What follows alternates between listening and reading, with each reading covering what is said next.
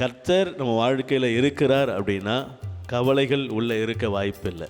ஆமென். கவலை வருது அப்படின்னா பிசாசு உங்களை இந்த உலகத்தின் கவலைக்குள்ளே மூழ்கடித்து கர்த்தரை விட்டு பிரிக்க நினைக்கிறான்னு அர்த்தம்.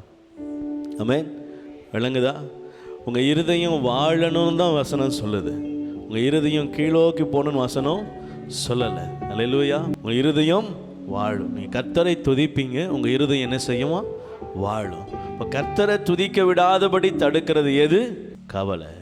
பிசாசு கொண்டு வர கவலை. சில விதைகள் முட்கள் நடுவே விழுந்தது. அந்த விதை வளரும் பொழுது நெருக்கினதாம். அந்த நெருக்கினதினாலே அது வளர முடியாமல் போயிருச்சான். வசனம் அதுக்கு விளக்கம் கொடுக்குது. அந்த முட்கள் உலகத்தில் உண்டாகிற கவலைகள், உலக கவலைகள் அவனை நெருக்கி போடுகிறதுனாலே அவன் வளர விடாமல் அது தடுக்கிறது என்று வேதம் அழகாய் ஓமையா சொன்னாலும் ஓமைக்கு விளக்கத்தையும் என்ன செஞ்சிட ஆண்டவர். ஆமாம், ஓமையை சொன்னால் எங்கள் ஓமையோடு போயிருவீங்களோ அப்படின்ட்டு விளக்கத்தையும் அதில் எழுதி வச்சிட்டார். இதுதான் விளக்கம். முட்கள் உலகம், உலக கவலை. ஆண்டவர் சொல்றாரு, கவலை உள்ள வந்துட்டா துதிக்க வாயு என்ன செய்யாது. அல்லேலூயா. கடந்துள்ள கஷ்டங்கள் பறந்து போச்சு, கண்ணீர்கள் எல்லாமே முடிஞ்சு போச்சு.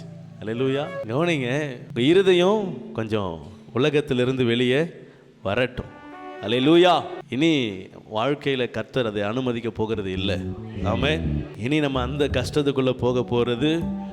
ஆமாம், சோதனை உலகத்தில் இருக்குது தான். ஆனால் அதில் ஜெயிக்கிறோமா இல்லையான்னு தான் காரியம்.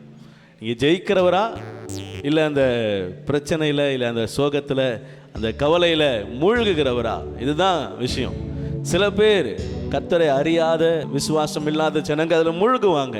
ஆனால் நீங்களும் நானும் அப்படி மூழ்கிற ஆட்கள் இல்லை, நீந்துகிற ஆட்கள். அல்லேலூயா. செத்த மீன் இல்லை, உயிரோடு இருக்கிற மீன். செத்த மீன் தண்ணியோடு போயிடும், உயிரோடு இருக்கிற மீன் எதிர்நீச்சல் போடும். ஆமென். உலகம் எவ்வளவு என்னை அசைத்தாலும் சரி, நான் எதிர்நீச்சல் போடுவேன். ஆமென். என்ன வந்தாலும் முன்னேற தான் பார்க்கணும். என்ன வந்தாலும் அதை தாண்டறதுக்கு கர்த்தருடைய கிருபையை நாடணும். ஆமென்.